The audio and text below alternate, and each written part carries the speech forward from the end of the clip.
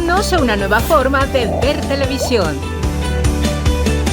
wowmx.tv.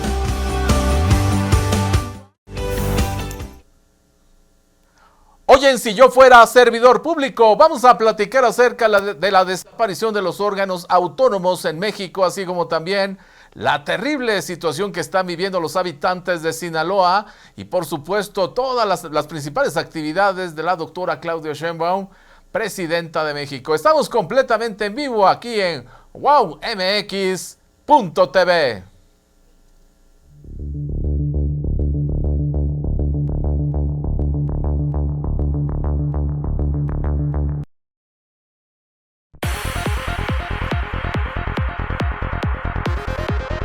Si yo fuera servidor público.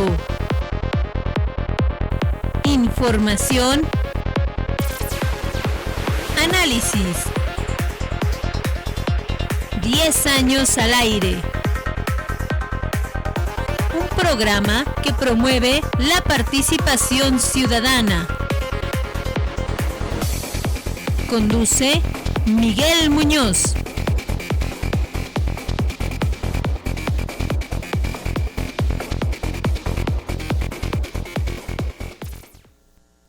Amigos, es un gusto que nos esté acompañando aquí en Si Yo Fuera Servidor Público a través de la pantalla de wowmx.tv completamente en vivo. Síganos en nuestras redes sociales. Ahorita ya van a estar apareciendo nuestras redes sociales donde usted nos puede seguir, nos puede compartir, por supuesto.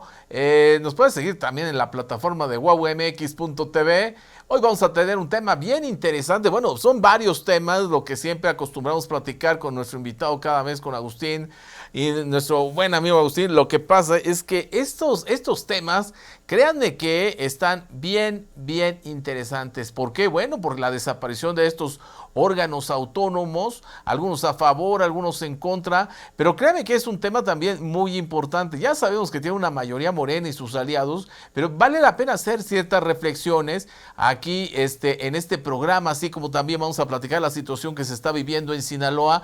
Y caramba, el asunto de Sinaloa no es un caso menor. Me parece que lo que está pasando en Sinaloa, yo sé que está pasando también muchos actos de violencia en otras partes de la República Mexicana, pero Sinaloa de manera particular, créame que está al rojo vivo, así que vamos a hacer este tipo de reflexiones. Quédese con nosotros en el programa y si no tiene la oportunidad, pues tiene la oportunidad también de verlo más adelante, así que puede compartir la liga, por supuesto, con sus amigos, con sus conocidos, para que también haga este tipo de reflexiones. Necesitamos todos participar, necesitamos todos involucrarnos y yo creo que es la mejor manera que podemos también colaborar con este gran país. Como siempre, me da muchísimo gusto darle la bienvenida, como cada mes, a Agustín Guerrero, que ya lo tengo aquí en pantalla. Agustín, como siempre, es un gusto saludarte.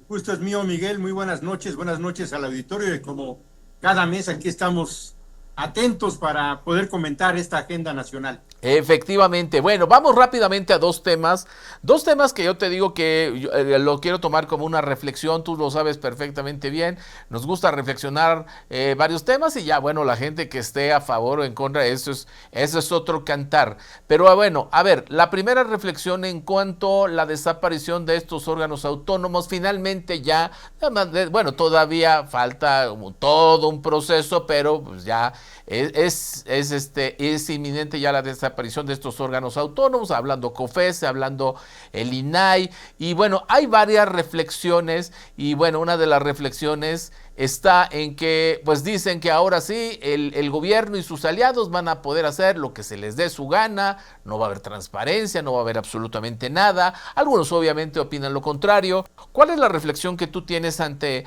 esta desaparición de estos órganos autónomos, Agustín? Mira, Miguel, yo creo que hay que poner el contexto. Sí. ¿De dónde vienen estos órganos autónomos? Porque estamos hablando ahorita de su desaparición como si hubieran existido siempre, ¿no? Desde que se constituyó el Estado mexicano, y no es así. Los órganos autónomos tendrán más o menos 2 décadas de que se empezaron a instituir, a promoverse. El primero de ellos fue la Comisión Nacional de Derechos Humanos, por parte de Jorge Carpizo, cierto, que era secretario de Gobernación. Ajá. En aquel tiempo, te acordarás. Sí. Y ahí inauguramos esta figura de los órganos autónomos que fueron elevados a nivel constitucional, ¿no? Y se les dio ese carácter de órganos autónomos. ¿Qué significa ser un órgano autónomo cuando está en la Constitución? Que sabemos quién lo nombra, cómo se integra, que es a través de propuestas del presidente, los nombra una mayoría calificada, ya sea de la Cámara de Diputados, algunos órganos, y otros la Cámara de Senadores. Así se integra. Sí. ¿Ante quién rinden cuenta estos órganos autónomos? ¿Ante qué poder rinden cuentas? Ante ninguno. Cierto. Son órganos autónomos y no hay ningún órgano por encima de ellos, ni hay en la Constitución un esquema de rendición de cuentas, como sí lo hay del Poder Ejecutivo, por ejemplo, Sí. que le rinde cuentas al Poder Legislativo, o el Poder Legislativo también que rinde cuentas al Poder Ejecutivo y al Poder Judicial. Y el Poder Judicial también es un órgano que tiene espacios de rendición de cuentas e instrumentos de rendición de cuentas. Pero los órganos autónomos no le rinden cuentas a nadie. Ajá. Así se diseñaron constitucionalmente y son órganos que tienen facultades que fueron sustraídas del Poder Ejecutivo fundamentalmente. Es decir, eran facultades que tenía el Poder Ejecutivo, que se le restaron al Poder Ejecutivo, que se le dieron a estos órganos autónomos, ¿no? Y que no hay un control constitucional sobre ellos. Estos órganos autónomos son parte del régimen político neoliberal que va de 1982 al año 2018. No existieron antes. Cierto. En el régimen político anterior del 82, que es el régimen de la Revolución Mexicana, que viene básicamente de los años 30 hasta el último año de José López Portillo, no hubo órganos autónomos, ¿no? Era solamente el Poder Ejecutivo, el Poder Legislativo y el Poder Judicial, con sus contrapesos internos y sus mecanismos de verificación de ellos, entre ellos. Con el neoliberalismo, con el régimen neoliberal, surgen estos órganos autónomos, Sí. porque ya no hay ningún partido que por sí solo tenga mayoría calificada, que ese dato hay que tenerlo presente. Cuando el PRI perdió la mayoría absoluta en la Cámara de Diputados en 1995, nunca más volvió a recuperar esa mayoría. Hasta la primera vez que volvimos a tener un partido con mayoría fue hasta el 2018. Pero entonces esta composición de la gobernabilidad, que se requiere la mitad más uno en las cámaras para poder modificar las leyes, o de 2/3 para poder modificar la Constitución, la perdió el PRI en 1995, y eso hizo que a partir de esa fecha cogobernaran juntos el PRI y el PAN, por eso se llaman el PRIAN, que gobernaban juntos, porque la suma de los votos de esos dos partidos generaba la mayoría calificada en el Congreso. Y esa mayoría calificada por parte del PAN, que es el partido que venía en ascenso con el PRI, Sí. pues tiene como resultado la creación de estos órganos. Estos órganos es una componenda entre estos dos partidos que generan una burocracia dorada. Todos ellos, los integrantes de estos órganos, consejeros que son lo que integran estos órganos, pues tienen salarios arriba de los 300,000 pesos mensuales, ¿no? Actualmente, con un sinfín de prestaciones y pues que no tienen una utilidad social sustantiva, ¿no? Por ejemplo, de la Comisión Nacional de Derechos Humanos, que es el primer órgano, Miguel, Sí. y que sigue vigente, yo creo que también ese debería de desaparecer. ¿Cuántas personas en este país han caído a la cárcel por alguna acusación, alguna investigación, alguna injusticia? de la Comisión Nacional de Derechos Humanos? Ujú. Ninguna persona, Miguel, por violación a los derechos humanos, como resultado de una investigación de la Comisión Nacional de Derechos Humanos, ha sido sentenciado, ya no digamos detenido, sentenciado. Y en esos 20 años, 25 años, hemos conocido matanzas como la de Acteal, como la de Atenco, violaciones de derechos humanos a lo largo y ancho del país, muchas investigaciones que se hicieron también sobre la situación que se vive en las cárceles mexicanas. Y no pasa nada. No hay una sola persona que haya sido sancionada por una resolución de la Comisión Nacional de Derechos Humanos, porque no tienen facultad vinculatoria. O sea, al final del día hacen una investigación y ahí se queda, con una amonestación pública al servidor público, al funcionario, y punto. Pero lo mismo pasa con los demás órganos autónomos, ¿no? Los podemos ir revisando uno a uno, y todos ellos lo único que generaron fue una burocracia dorada, con privilegios, con mucha corrupción. Finalmente no fueron un contrapeso al Poder Ejecutivo.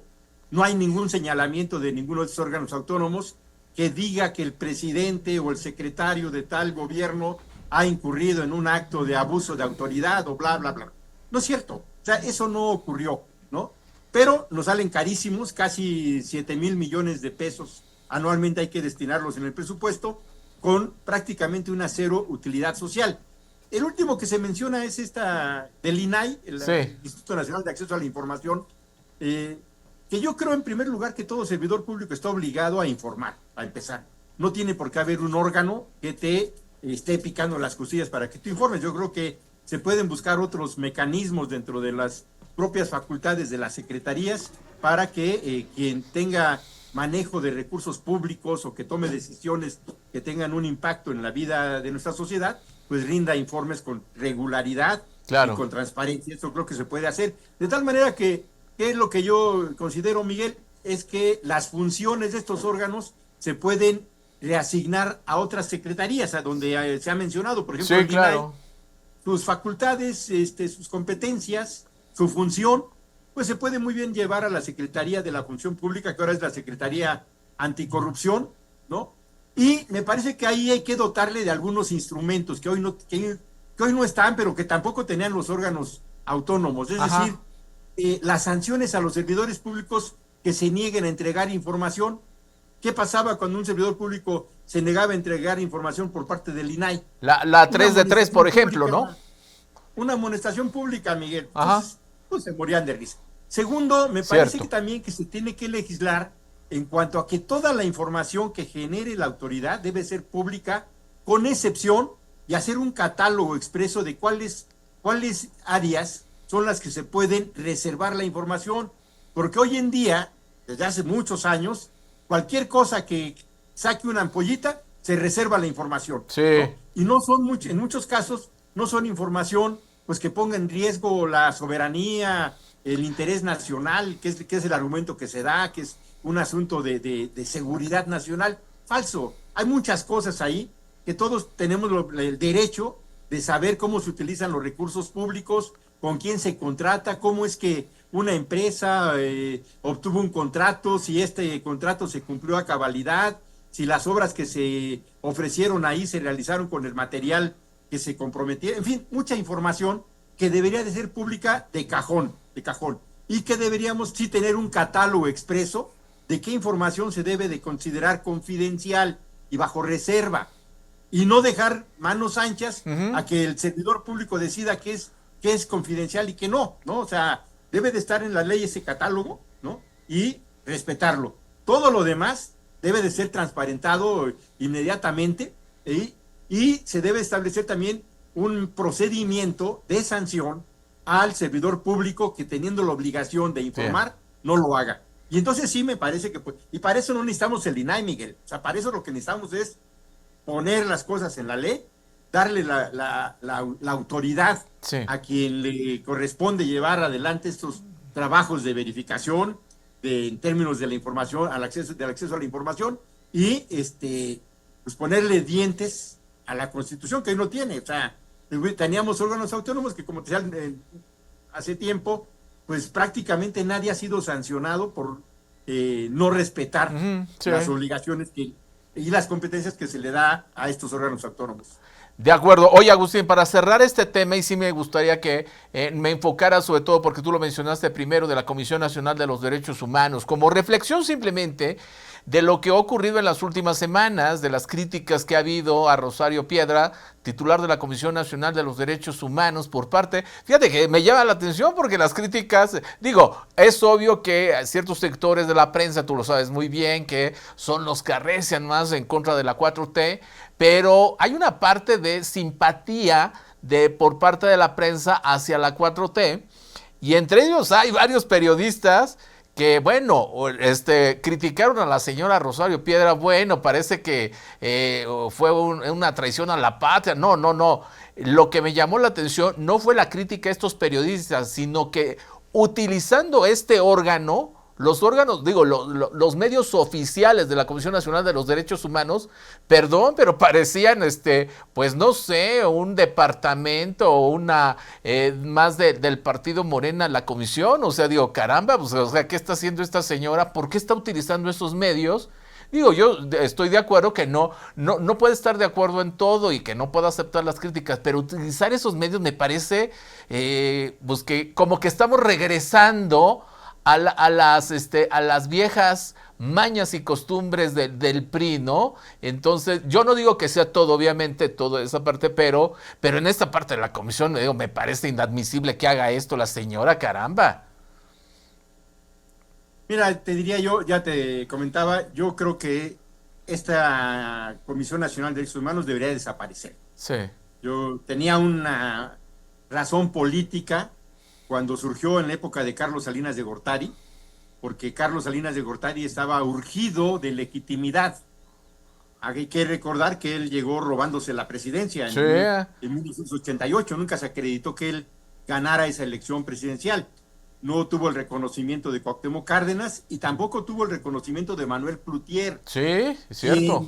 Entró en la componenda con él, fue Diego Fernández de Ceballos y Luis H. Álvarez, que era en ese momento presidente nacional del PAN. Ajá. Y Luis H. Álvarez dijo una frase muy, muy clarita, dice, nosotros no podríamos reconocer a Salinas de Gortari como presidente, afirmar que él ganó la presidencia porque no sabemos si la ganó o no la ganó, pero sí creemos que se puede ir legitimando en el ejercicio del gobierno.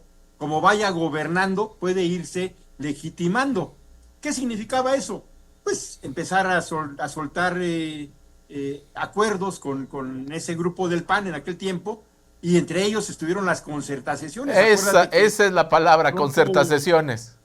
De pronto el PAN ganó Chihuahua, ganó Baja California, le reconocieron Guanajuato. Guanajuato con Carlos Medina Plasencia.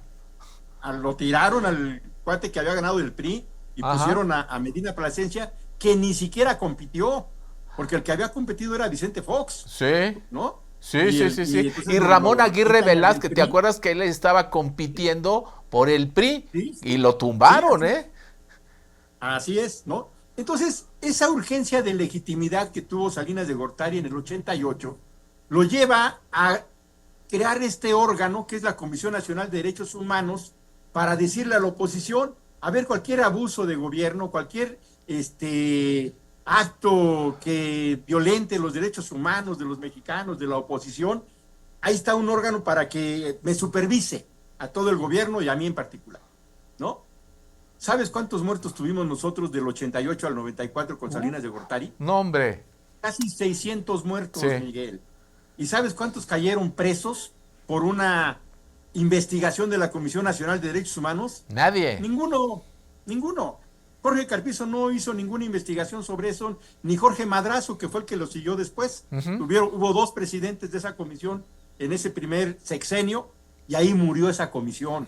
A partir de ahí ha sido un órgano, un elefante blanco que no ha tenido ninguna utilidad, que ha tenido presidentes más decentes que otros o menos corruptos que otros, pero es un órgano que no tiene razón de existir, y menos ahora que la presidenta ha dicho que Morena no reprime, que Morena respeta los derechos humanos, lo ha dicho, sí. ¿no? Lo ha dicho en estos 60 días por lo menos 5 veces. La doctora Claudia Sheinbaum dice, a ver, perdón, nuestro gobierno no reprime, nuestro gobierno no utiliza los aparatos del Estado para reprimir a la gente, nunca voy a dar la orden de un acto de represión, ¿no? Vamos a respetar plenamente los derechos humanos. Entonces, si tienes un gobierno que tiene ese compromiso, ¿para qué diablos quieres una comisión de derechos humanos que te cuesta casi 3,000 millones de pesos? Ya, entonces, todo lo demás es floritura, que si Rosario Piedra cumplía o no. Mira, yo tampoco estoy de acuerdo con la reelección, bien lo sabes. Me parece una falta de honestidad, una falta de ética, el que alguien después de 5 años quiera otra vez reelegirse otros 5 años, 10 años. Los presidentes duran 6 años.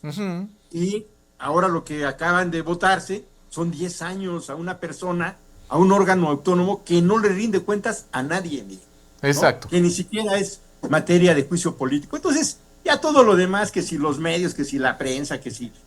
Mira, eso es secundario, es una bagatela. Ahí lo que hay que plantear con mucha puntualidad es que debe desaparecer este órgano y nos olvidamos de la discusión. Efectivamente. Pues muy bien, Agustín. A ver, un tema también importante que ha pasado en las últimas semanas, lo sabes perfectamente bien, y yo te decía antes de entrar al aire, aquí no se trata de enjuiciamientos, porque pues ese no es nuestro papel, simplemente hacer reflexiones sobre los temas más importantes de la agenda nacional.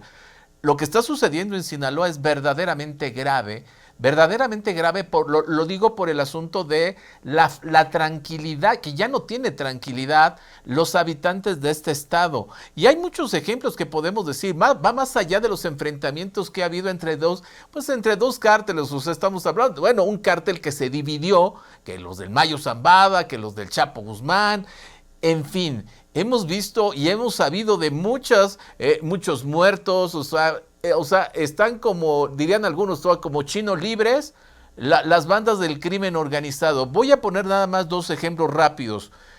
Así como tengo el gusto de conocerte a ti, mi querido Agustín, y yo, de verdad, yo me aprecio decir que somos amigos, también tengo amigos de otros partidos políticos.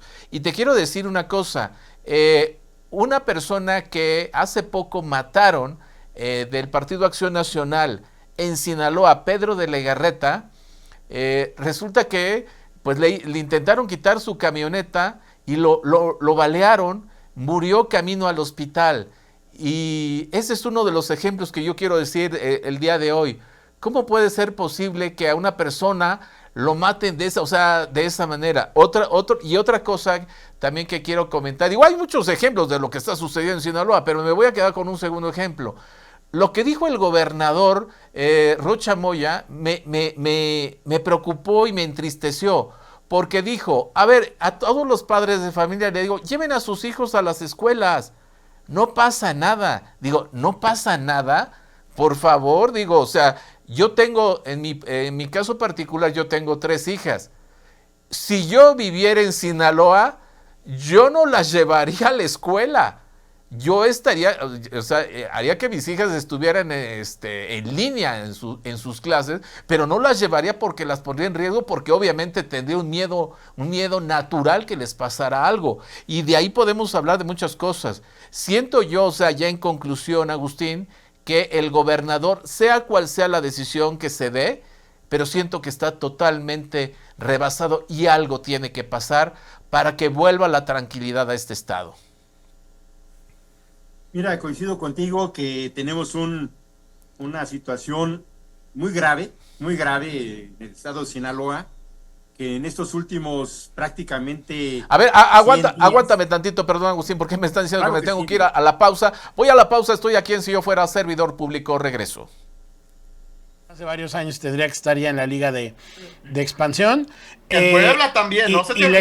Le ganó a un equipo malo, ¿no? El más malo de la liga con el plantel más limitado. Ahora, el tema de Chivas a mí sí me sorprendió más porque Chivas fue y le plantó cara a un equipo de Tigres en el Volcán, con las grandes figuras que tiene, y sobre todo yo veía muy tenso y en mal momento a Chivas, porque yo me acuerdo de aquellas declaraciones cuando los echan de la Leagues Cup en el segundo partido de el triangular que hacen de grupos, donde decía Gago estaba más preocupado por explicar por qué no era un fracaso para él. Yo me decepcioné mucho con el planteamiento de Gago contra Cruz Azul, porque fue malísimo. Es increíble que las transiciones, ataque, defensa no las sepan hacer, y lo peor es que fue desde la portería del equipo rival, segundo y tercer gol, vienen desde la portería rival, atraen a todos los jugadores y pum, les hacen gol porque dejan muchos espacios, no saben defender tampoco.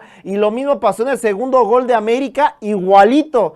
Desde la defensa, van más bien con el portero, salen jugando y 4 jugadores corriendo tras Malagón. Hazme el reverendo favor, 4 corriendo tras el portero.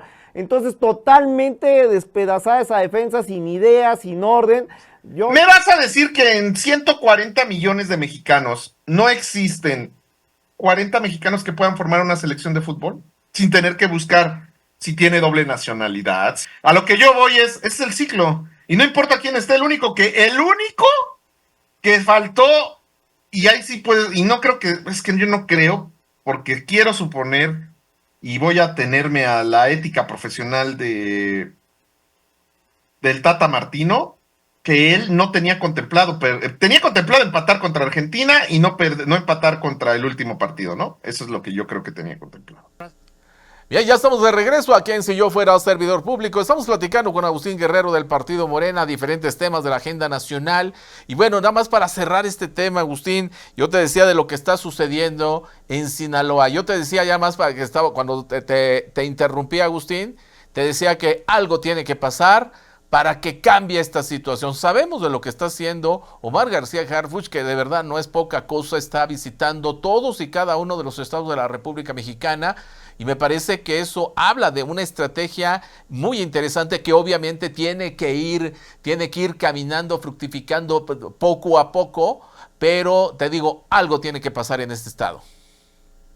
Sí, mira, te decía yo, a partir de la entrega, detención, traición, ¿no? La versión que tú quieras, pero el hecho de que se confirme que en la entrega de el Mayo Zambada a los Estados Unidos tuvieron que ver los hijos del Chapo. Ajá. A partir de ese momento, pues había que ser muy ingenuo, Claro. pensar que no iba a pasar nada, ¿no? Ujú. A partir de ese momento, lo que tú tienes es esta crisis de enfrentamiento entre estos dos grupos, que son dos facciones de un mismo grupo, Sí. pero muy poderosas las dos.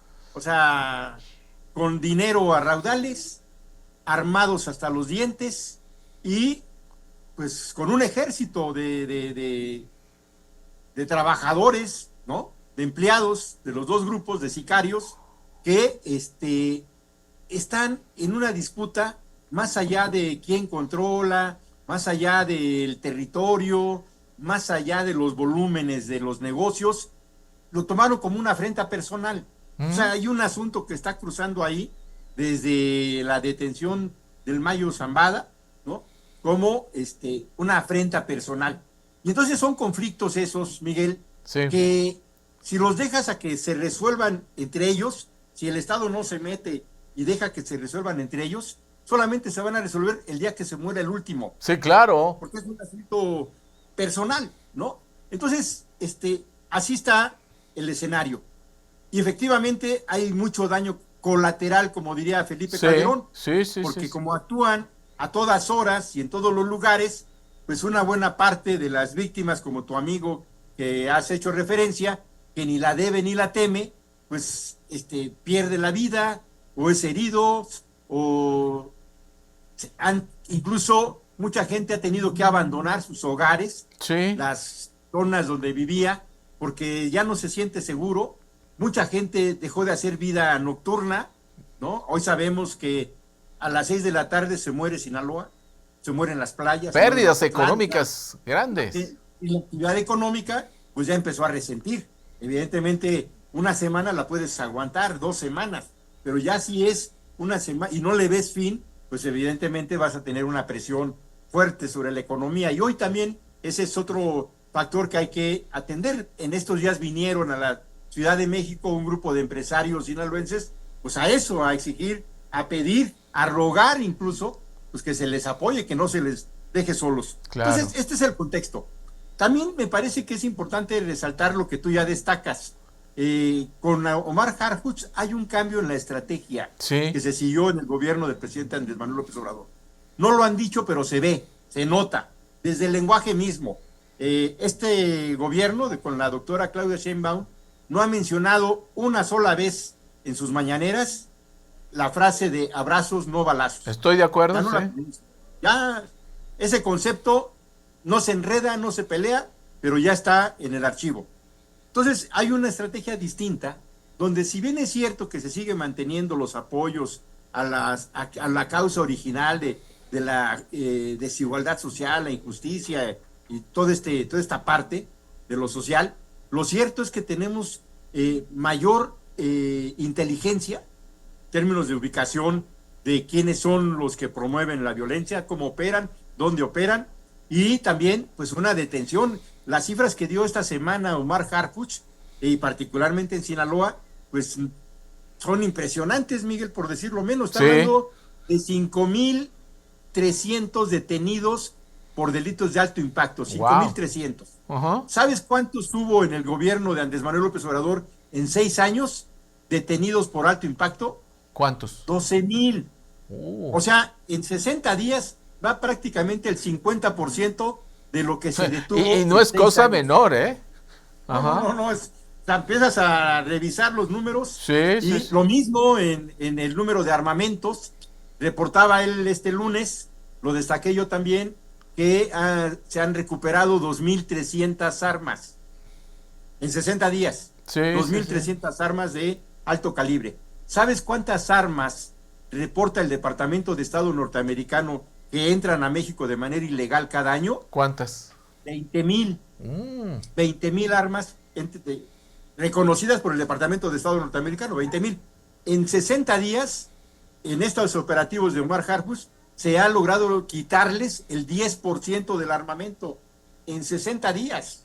Entonces, Mira. si lo proyectas a un año, Sí. pues los estarías desarmando completitos. O sea, Claro. lo que entra en un año, ¿no? O sea, se va acumulando año con año, pero no es menor las cifras que ha planteado. Entonces, ¿qué vemos? Que no se cruzó de brazos el gobierno de la doctora Claudia Sheinbaum, cierto. dejando que se exterminaran estos dos grupos, sino que están operando, están tocando además, pues donde duele, que es en el bolsillo, porque al final del día estos grupos operan porque tienen muchísimo dinero. Por supuesto. Muchísimo dinero. Entonces, esa es la otra parte que se está tocando, el bloqueo de cuentas. Debe de reforzarse también con la clausura de establecimientos de lavado de dinero. O sea, no basta con detener a quien realiza esas actividades, sino que se le tiene que erradicar de raíz,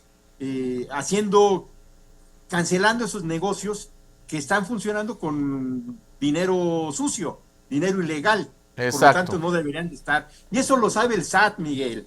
O sea, el SAT tiene esa obligación, pues, de saber cuál es el estatus legal de todo establecimiento mercantil y cuál es el origen de ese dinero. Entonces, hay un área de investigación ahí que debe de, pues, activarse más, radicalizar su trabajo y, en cuanto tenga esa información, proceder inmediatamente a la cancelación. Entonces, yo espero que esta estrategia de Omar García Harfuch siga dando buenos resultados, ¿no? Creo Ojalá. que lo hay, que rápidamente pueda tomar el control de la seguridad. Y sí, también creo que el gobernador de Sinaloa lo mejor que puede hacer es guardar silencio. Sí. Cada vez que abre la boca, complica las cosas. Sí, no, por no ayuda. supuesto. O sea, el día de ayer, él es el que hizo público que iba a ir el secretario de Seguridad a Sinaloa. Dijo, ya se encuentra en este momento aquí con nosotros el secretario de Seguridad. Mañana vamos a tener una reunión. ¿A quién le estaba informando el gobernador de Sinaloa la presencia de Omar García Harfuch en Sinaloa? ¿A quién? Claro. ¿A la gente? No. Entonces, yo creo que lo mejor para el gobernador es que se mantenga quieto y que deje al gobierno federal, que es el que ha tomado la bandera en este tema, a que actúe, a que opere y que tengamos rápidamente buenos resultados. Efectivamente, pues hacemos votos porque así sea. Bueno, en esta última parte del programa, Agustín, a ver, vamos a hablar de un tema también importantísimo porque estamos hablando de que Morena yo sé que no les va a gustar a muchos lo que voy a decir, pero pues es real. Así como en su momento lo fue el PRI, el partido más importante de nuestro país, en este momento el partido más importante de nuestro país es Morena, por muchas razones. Y por eso quisiera que le dedicáramos esta última parte a los cambios que ha habido de Morena. Ya hubo cambios a nivel nacional y a nivel estatal están cambiando los comités estatales, ¿es cierto? Así es, Miguel. A partir del 22 de septiembre se tomó el acuerdo en el Congreso Nacional de iniciar un proceso de renovación de las direcciones estatales. Ya es un proceso que hemos concluido la semana pasada. Queda solamente un evento este sábado en la Ciudad de México, Ajá. en el cual la presidenta nacional, Luisa Alcalde, y nuestra secretaria general, Carolina Rangel, y el secretario de organización, Andrés Manuel López Beltrán, pues van a tener un encuentro con la militancia de la Ciudad de México ahí en Tlatelolco. Ajá. Y con eso concluye toda esta etapa. A partir de ahí, vamos con un objetivo central que es a iniciar una campaña muy agresiva, con un objetivo muy amplio, de 10 millones de afiliados a Morena en los próximos 2 años. Que no va a haber elecciones, 2025-2026. Entonces, esos 2 años, prácticamente concentrarnos todos a llevar adelante un programa de afiliación de 10 millones de mexicanas y de mexicanos a nuestro partido. ¿De quiénes se trata? ¿Quiénes son estos 10 millones de mexicanos que queremos que estén en Morena?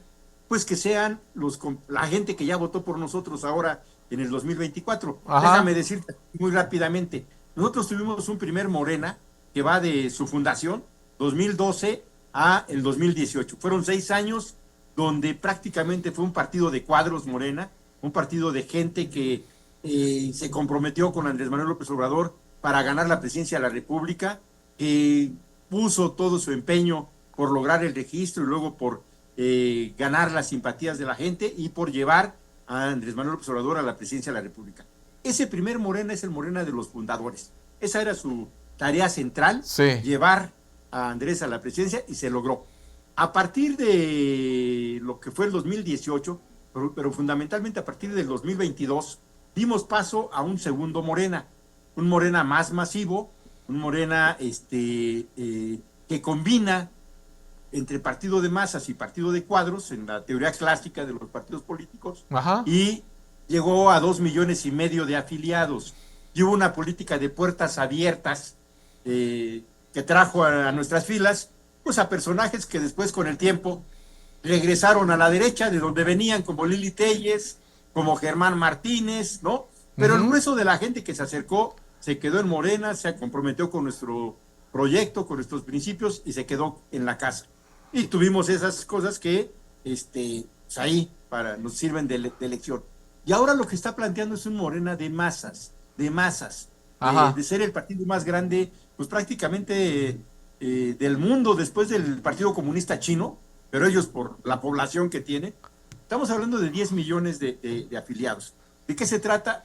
Pues que vamos a ir casa por casa a partir de este mes de diciembre, Sí. a pedirle a la gente que ya votó por nosotros, preguntarle que si votó por Morena, por la doctora Claudia, que si ha votado por Andrés Manuel en estos años, pues que se integre al partido, que ya sea parte de las decisiones y de las discusiones del partido, y no solamente de ir a votar cada 3 años o cada 6 años por Morena, sino que sea parte de nuestra estructura y de nuestra organización, porque todos estos afiliados los vamos a organizar en comités seccionales. Tenemos, en el país hay 65,000 secciones electorales, y nuestra idea es que podamos tener hasta 10 o 20 comités seccionales por cada sección electoral, de tal manera que estos 10 millones pues no solamente sean simpatizantes de voto cada 3 años, sino que sean miembros activos de plenos derechos, que participen de los espacios de Morena y de la toma de decisiones. Es la tercera etapa de Morena, es otro partido.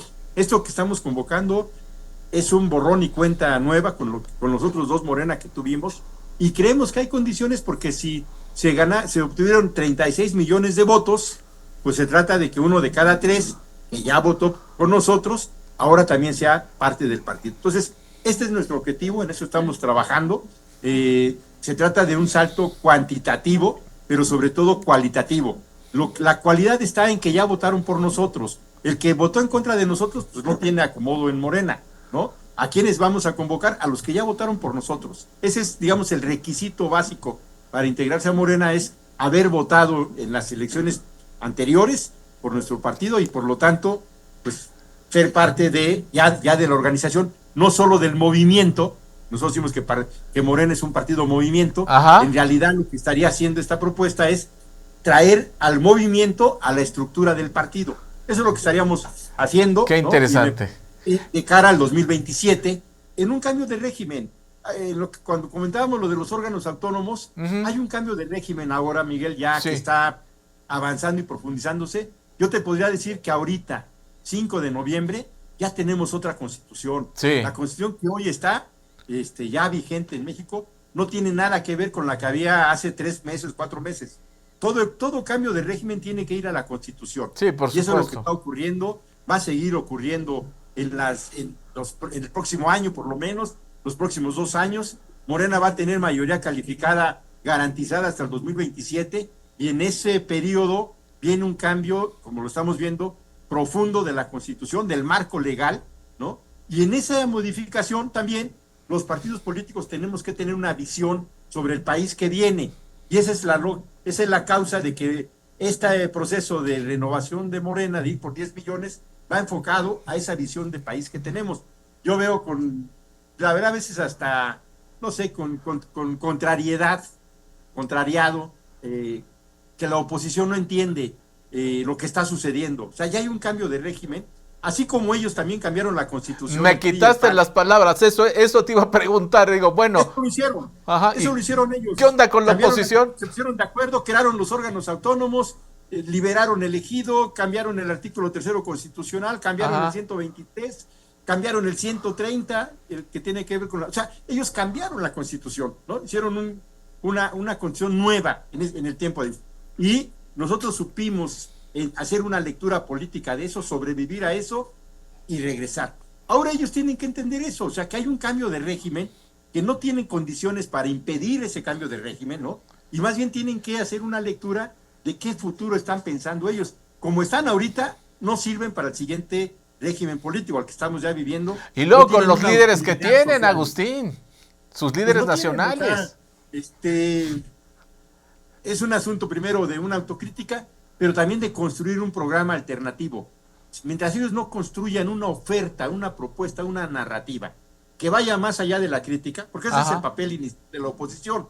La oposición está para criticar al gobierno, nosotros lo hicimos décadas, ¿no? O sea, señalábamos donde había abusos, injusticias, ese es el papel de la oposición.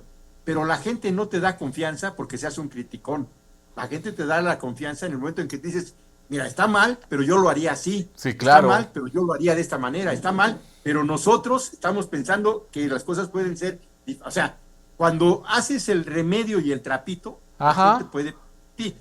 ¿Qué está pasando ahorita con la oposición? Pues que está en la crítica, además, pues más elemental. Oye, y ¿no? dirían las abuelitas, ¿no? Siguen chillando, ¿no? Siguen chillando. Sí, o sea, ya. Dicen el autoritarismo en México.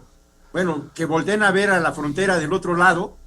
Hoy el Partido Republicano en Estados Unidos tiene la presidencia, tiene la mayoría de la Cámara de Representantes, tiene la mayoría del Senado y tiene la mayoría de los gobernadores. ¿Y a poco por eso son una dictadura autoritaria? No, por supuesto que no. Que nosotros, exactamente lo mismo que nosotros. Nada más que pues allá es Trump y entonces se quedan callados. Cuando si fueran congruentes deberían de estar criticando lo mismo, ¿no? Oye, hay un autoritarismo, dictadura en Estados Unidos y pues no, o sea, las urnas le dieron ese resultado a Trump y compañía, o sea, no se robaron la presidencia, las urnas dijeron, va así, ¿no? Lo mismo pasó en México, fueron las urnas los que nos dieron la mayoría en las cámaras, por supuesto, la mayoría en el Estado, o sea, fueron las urnas, ¿no? Y si las urnas te lo dan, pues ahí es muy absurdo estar diciendo que eso es autoritarismo, dictadura y todas estas cosas. Entonces ni siquiera llegan a entender eso, ¿no? Porque en el fondo, si eso fuera así, suponiendo, pues están criticando a la gente que votó, porque ese es el resultado del voto de la gente. Entonces le están diciendo a la gente tonta y eso pues, todavía es peor para ellos. Entonces me parece que en esta parte pues no han entendido todavía qué fue lo que sucedió. Yo sí creo, te lo decía desde otros programas, se requiere un partido de oposición fuerte, por supuesto, programático, con un programa bien estructurado, bien articulado para un segmento y un sector de la sociedad que no ve en la 4T, no se siente representada, ¿no? Y que en una democracia es se vale. En una dictadura hay un solo pensamiento, pero en una democracia hay más de un pensamiento, ¿no? Y entonces son las urnas las que les dan el tamaño de cada uno de ellos. Y acá hubo una oposición que en las urnas son muchos votos, pero que en la realidad los partidos son muy chiquitos. Los partidos que hay ahí no logran abarcar esa diferencia que tienen hacia la 4T millones de mexicanos, ¿no? Entonces, yo sí creo que se requiere un partido de oposición o varios partidos de oposición que le den cauce a esa inconformidad. También creo que se debe de hacer por parte de ellos. Nosotros respetamos la organización que tome la oposición, no nos metemos en eso, pero es mejor tener una oposición bien organizada, sólida, a que haya un caos, porque al final del día... ¿Qué es lo que estamos teniendo ahorita? Un caos con la oposición. Si la gente que no simpatiza con la 4T no encuentra una vía de participación en los partidos de la derecha, pues puede agarrar caminito del monte, o sea, generar una condición, como ya nos pasó a nosotros, Miguel. También me estoy hablando por la experiencia de nosotros. Cuando el PRI era todopoderoso y no había espacios de expresión política, de comunicación, ¿no? Y que lo único que teníamos era represión encima, una generación de jóvenes mexicanos se fue a la guerrilla, no encontró otra vía de expresión política más que las armas, pensando que a través de las armas se podía dar un cambio en nuestro país. Y lo creyeron y lo hicieron. Y sí. Entonces, muy tarde, y qué bueno que el gobierno hasta la época de López Portillo, con aquel secretario de Gobernación que hizo la reforma política, ¿no?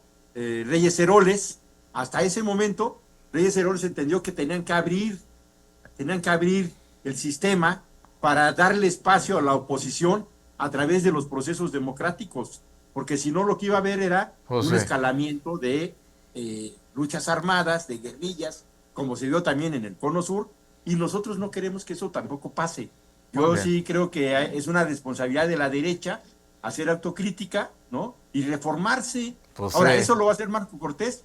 Pues no, lo va a hacer el lampón que pusieron ahora de presidente del PAN, Jorge Romero. Hombre, ese es lo mismo. Es bueno para los negocios, ajá, ¿no? Jorge Romero Herrera se llama. Ese es bueno para los negocios, pero ese no tiene ni idea de lo que es un régimen político, de lo que es la teoría política, de lo que es la gobernabilidad.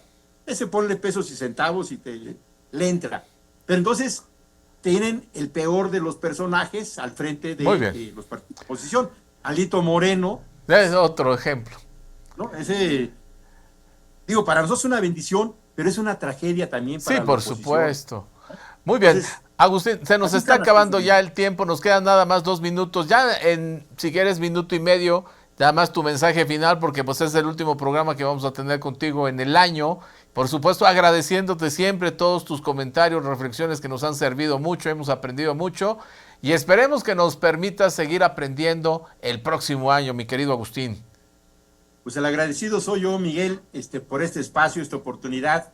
Siempre es muy positivo el poder tener una reflexión. Yo normalmente estos programas hago capsulitas de lo que vamos platicando para poderlos hacer más digeribles, ¿no? De 5 minutitos, 4 minutitos, conceptos sobre la situación política, porque siempre ayuda también que la gente reflexione sobre su acontecer cotidiano y social.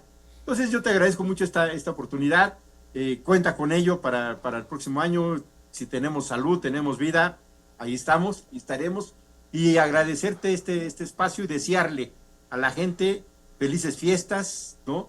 Que los deseos que hacemos siempre en estos días, cada año, pues nos salgan bien, o sea, claro, el próximo año, ¿no? Para eso se hacen los propósitos, pero los propósitos no se cumplen solos. Uno sueña, se los imagina, y luego tenemos todo un año para trabajar por ellos, para hacerlos realidad. Entonces yo creo que eso es lo que tenemos que hacer, desearnos felices fiestas todos nosotros, tener propósitos enormes, sueños grandes, y luego trabajar 12 meses para que esos sueños, esos propósitos se hagan realidad.